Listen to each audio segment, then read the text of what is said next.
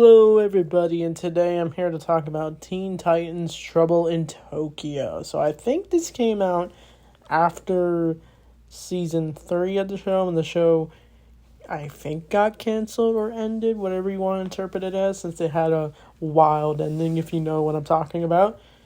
But I could say maybe this is the series finale to the show, even though it's basically just an hour special. But I gotta say, this movie is a lot of fun. And my history of Teen Titans, I really like the team, but I prefer, the Justice League, the Teenage Mutant Ninja Turtles. But Teen Titans is definitely on the list for top superhero teams, in my opinion. But this movie is definitely the best of the Teen Titans movies, because there's a lot of them. But the movie all takes place in Japan, which is fun because the show's art style is kind of similar to anime, maybe a little anime inspired or maybe some DCAU inspired. But the Teen Titans universe is kind of just its own thing.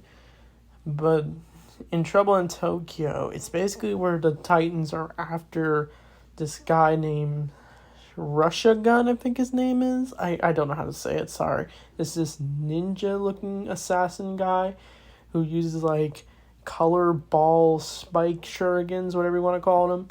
And the movie opens with the Titans fighting that character. And it's basically like a big goose chase for them. But when they do catch him, Robin tries to interrogate him, but he vanishes out of thin air as it leads to our fellow heroes going on a quest to Tokyo. But Beast Boy is super excited to go to Japan because he really wants to travel there, and it has the best comic book store. But Robin's basically just saying, no, this is not a vacation, this is a mission. But we get a little arc with Robin where he learns to kind of just loosen up a little and just enjoy the moment of having a vacation and spending time with others.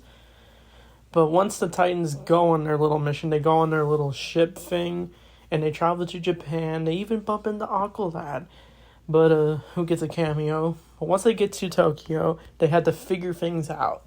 But Starfire does this wild scene where she ends up kissing one of the random people on the street, and it causes him to blush. Of course, I think anyone would blush at Starfire, but because that's the only way Starfire can learn different languages is through kiss. But Robin's a little bit jealous because, Robin and Starfire actually like each other in this show. But things take a turn when a giant Godzilla-looking creature comes out of nowhere, and it leads to our fellow Titans trying to find a way to take that thing down.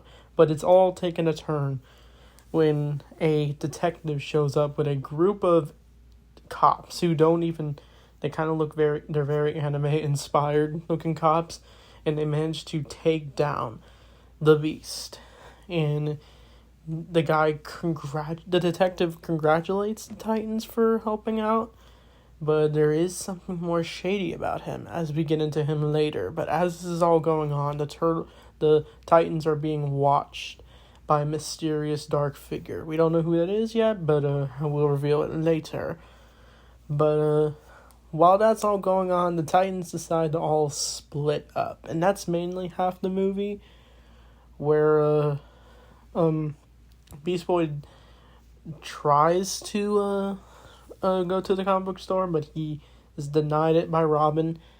But Cyborg ends up convincing Robin to travel around Tokyo because they didn't just come there for nothing. So the characters all split up. Raven goes to a library to do some research on our fellow villain. Cyborg goes to this sushi bar. Beast Boy, of course, bumps into a teenage girl, and she falls for him, but it leads to him getting into a goose chase.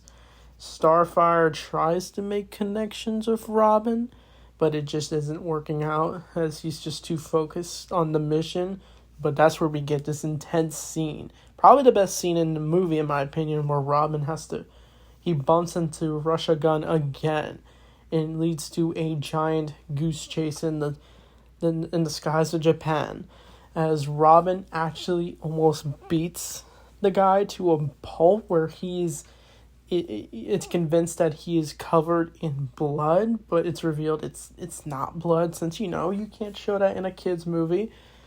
But while that's all going on, I think Raven bumps into like this shadowy figure. I don't know what it is. It looks creepy, and it looks like it could be a meme that would easily die out. But while that's all going on, I think Cyborg is having a brawl with the sushi guy, and he's eating like every food he can get his hands on. Beast Boy bumps into the girls, a whole crowd of them, and he ends up singing the Teen Titans theme song.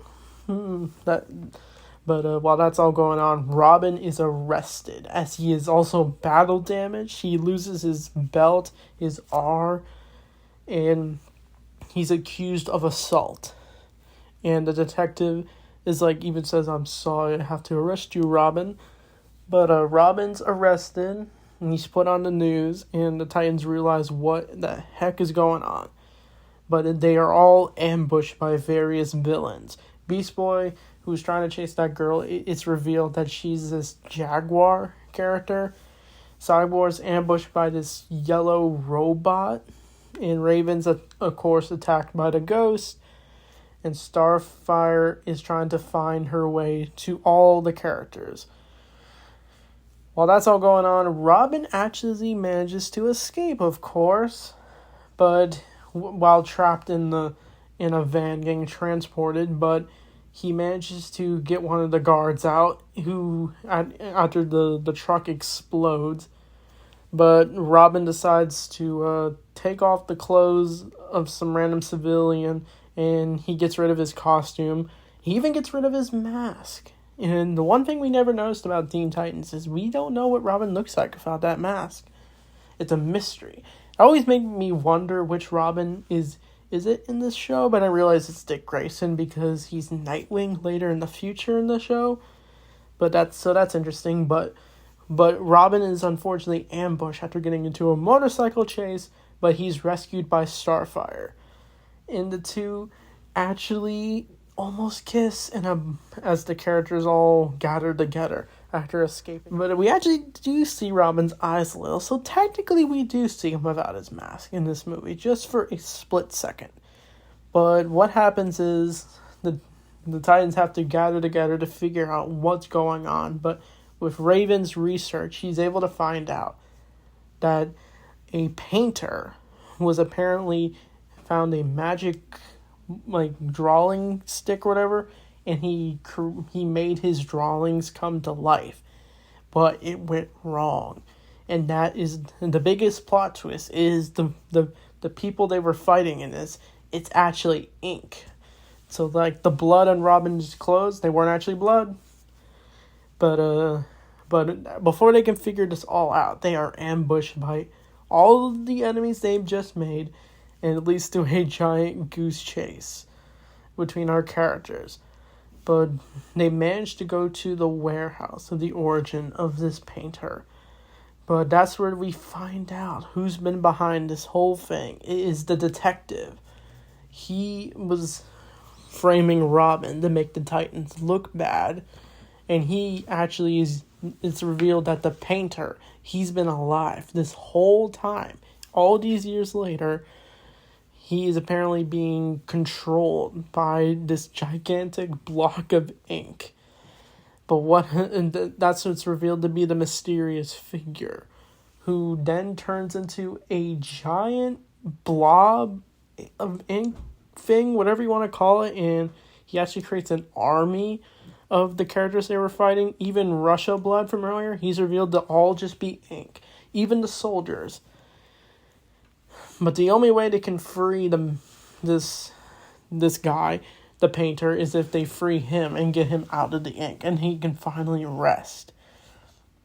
But that's where they're trying their best to take him down. At least do a giant final battle where all our characters are fighting all these dudes. All the random ink characters. But I think Robin is the one who's able to manage to free the man from his grasp. And he actually does. And he actually dies peacefully. He's like, says, thank you. And then he dies. But the ink monster is finally destroyed, and our fellow characters are now rewarded and cleared of all charges. They're no longer enemies of Tokyo, and that's the last we ever see of the Teen Titans for a while, until Teen Titans Go came out, unless you want to count that show. But apparently, so yeah, this was a really good movie in my opinion. Had a lot of good action, and there was a lot of heart in it, and I liked the creative side and a different spin at the narrative of the Titans going to Japan, and I feel their chemistry in the show. And yeah, it's kind of weird that this is technically a series finale. They definitely could have done a lot more, and you're probably wondering if we think we need a Teen Titans season 6. Probably not, since the show ended years ago. Sometimes it's best to just let things go. But who knows, maybe we'll get something in the future for Teen Titans, as Teen Titans Go still goes on. So I'd probably give this movie probably an 8 out of 10 for nostalgia reasons. And also, I just think it's a great, fun movie. And the voice acting is really good, too. Like Scott Menville as Robin, Greg Sipes as Beast Boy, Tara Strong, Kenny Patton, and Haley Winton. I'm sorry if I said your names wrong, but they're awesome as the Teen Titans. Even in Teen Titans Go, yeah, they're very silly, but they're self-aware. Since they're very talented voice actors for sure. So, yeah, I don't know what's next. Maybe we'll talk about Teen Titans in the future. I don't know what the next review will be. We'll have to wait and see. So, that being said, thanks for watching, and see you all next time.